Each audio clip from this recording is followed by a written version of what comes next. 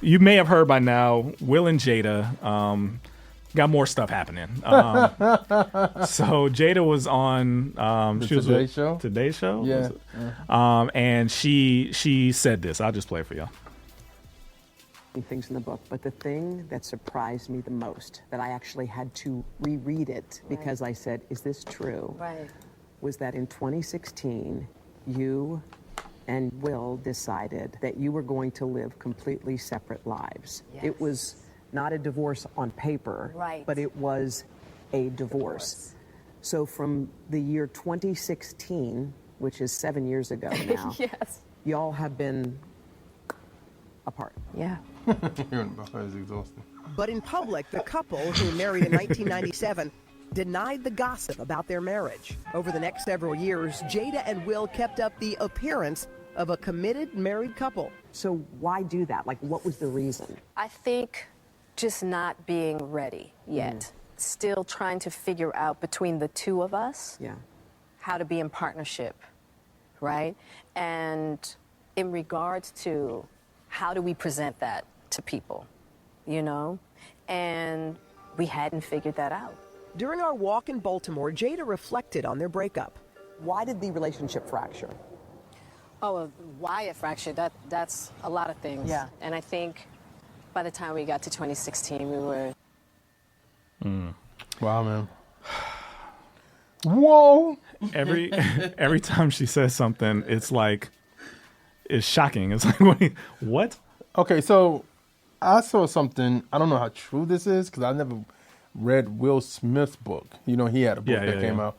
I read comments and different things. People were saying, one person said in the comments that he admitted to cheating on her in his book. Okay.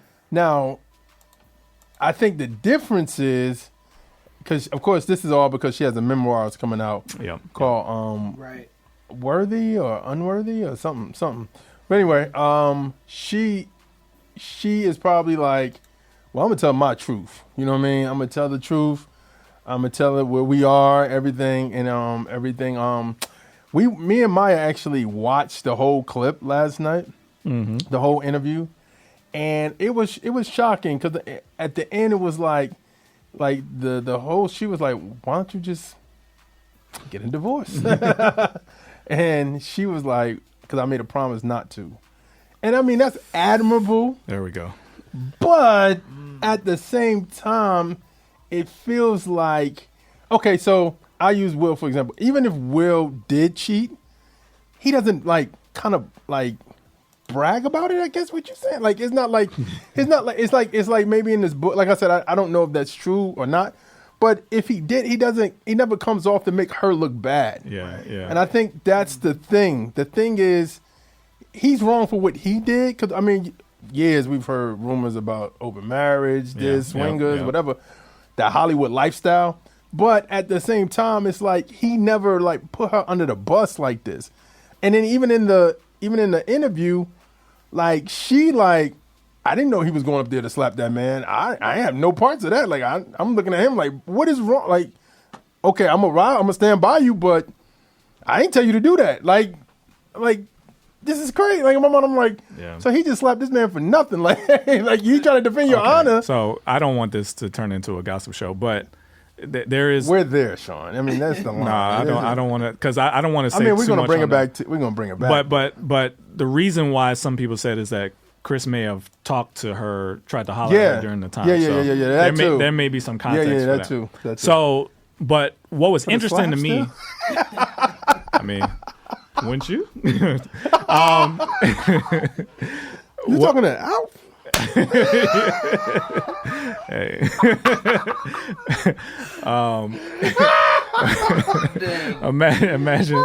Imagine I have to step down from Trackstarz. Anyway, so I guess what I'm saying is, that's amazing, Sean. What's interesting to me as a Christian though is her saying that they're not getting a divorce because they made a promise. Now, as a Christian, if you were in this situation, not similar situation, sure.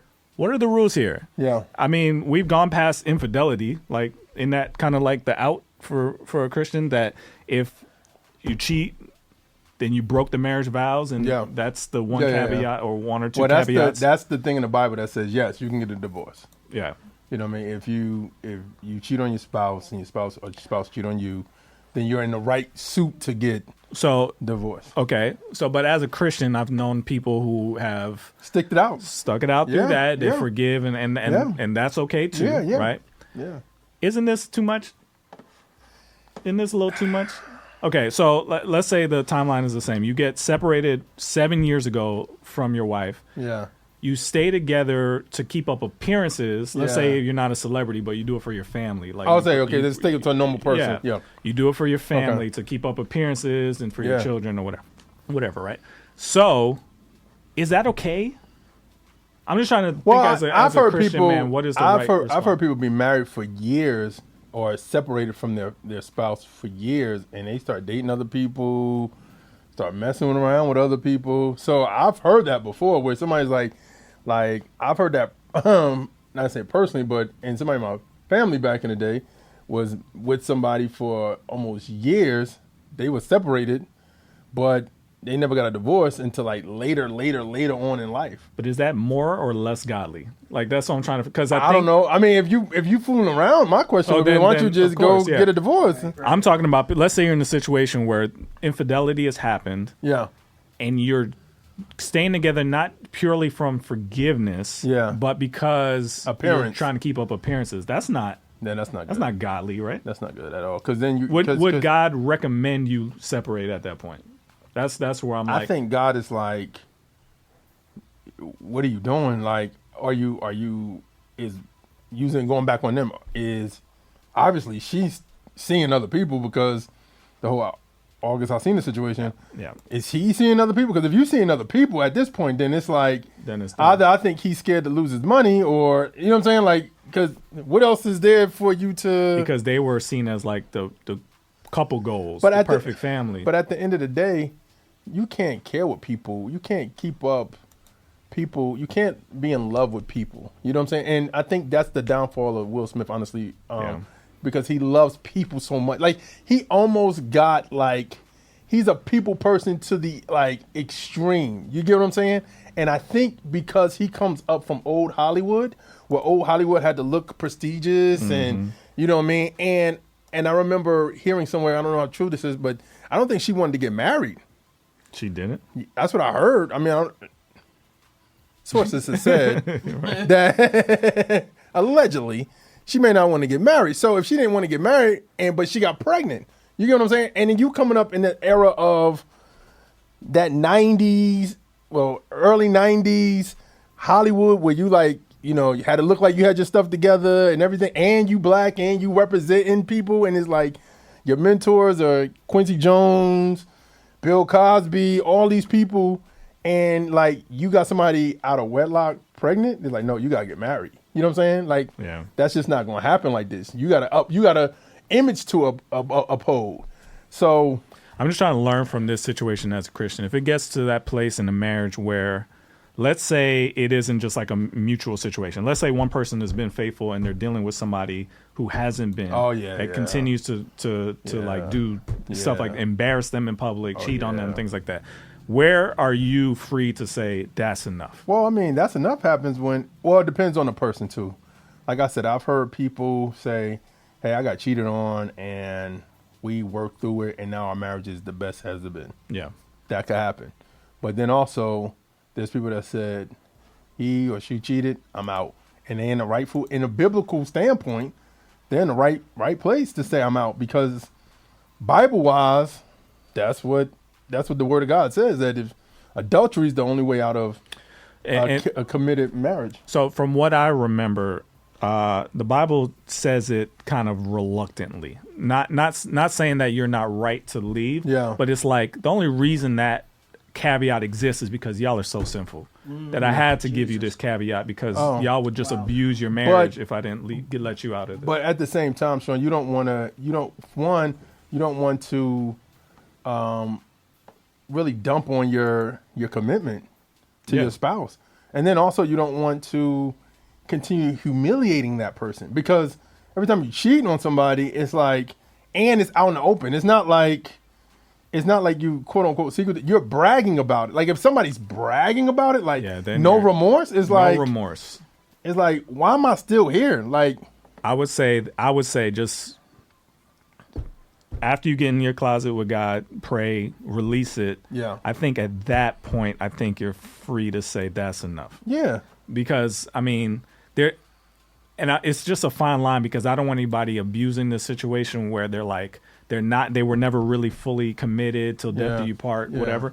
But if somebody goes to this level of disrespect and just completely just stepping all over the vows, like that is why he allowed that caveat, because somebody can just go off the reservation and totally just disrespect you. So I would say then you are literally free, like for your own well-being, just get away from that person. Yeah. But it has to be because of those reasons. It can't just because you don't like them, they're getting on your nerves, that kind of thing. What are your thoughts? Do you think, going back to Will and Jada, do you think if they did reconcile, it would help them, or do you think it's just too toxic? Well, here's the caveat to what I just said. Yeah. If both people say, or the offending party says, I'm 100% turning myself around. Yeah. I am done with all of that, and I'm committed to reconnecting with Jesus. Then maybe there's some hope, because God could turn anything around. So there's some hope. Yeah. But I would say, I don't think if you're to this point, you're not bound to waiting on them to get to that place. Yeah. If they come back to that place later on in life and then you come back together, I think that's a different thing than suffering through somebody just totally just stepping all over your marriage vows in the midst of that. Yeah. You see what I'm saying? Yeah. So this one was really hard for me because I'm so like, you don't ever mess with a marriage. But when it gets to this level of disrespect and this level of bad, it's just not okay. You see what I'm saying? It's just not okay. And I just, for those people who are like, I'm so loyal, I'm so committed to Jesus, I don't ever want to, I think there's freedom there. Oh yeah. There's freedom. I just want, I don't want that burden to be on you. If your husband is abusing you, cheating on you, treating you like crap and all that, and you feel like you're bound to it because your love for God, like that's why he put that in, not because of your sinfulness, because of their sinfulness. He told you to get away from that. You see what I'm saying? Yeah. Especially young ladies, if somebody's treating you like that is not okay. Like it's the same kind of warnings that he gives to preachers and mistreating his sheep. Better to tie a millstone. Like that whole thing about your job as a husband is to protect your wife, cover her. Yeah. And I think the imagery in the Bible was like taking the covering and beating it. Yeah. Like that's what you're doing when you disrespect your marriage. It's like you covered her and then you hit her with a stick.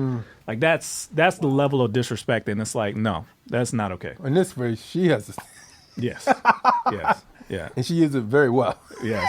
She is Every week surgical with that. She is surgical with that stick. Every week is another hit. So anyway, this is really tough for me. I want to hear what y'all think. Again, I don't think Will is innocent at all. I just think he's more quiet. Yeah, and that's what it is. That's the only difference. And I think that's why it makes it look worse, is because it just makes it look bad on her versus him, because he doesn't like share his sexcapades, I guess, or whatever he did. He just be like, and even if it's in his book, like you said, if you didn't buy his book, he ain't bragging about it. Like he ain't going on tour like, yo, I had sex with such and such and this person, this actress or whatever. Yeah. He just like, you know what I mean? He put it in a book so that like you go buy his book and you read what he said. Yeah. So, but I think to the point, maybe she's doing it so he can go file them papers. Maybe she's like, I'm tired of this. Oh, trying to get rid of him. That like she's doing it to the point where he's like, you know what, And then somebody also said that that they may not have a prenup, so that's another reason. Because remember, he said on the Red Table Talk is cheaper to keep her. Yeah. No, it's not. At this point, no, it's not. You gotta go. All right, man, let's get back into it. You in the field with the Track Stars, Ryan Righteous, Sean Tanner, and DJ Jeremiah. Let's go. Miracle, I wanted to make sure you guys know all about the official Trackstarz Universe. So, if you'd like a free Trackstarz t-shirt, yes, as well as free merch, discounts, and exclusive content, and of course, direct access to your favorite radio host, then this is for you. Make sure you go to trackstars.com/official. That's trackstars.com/official.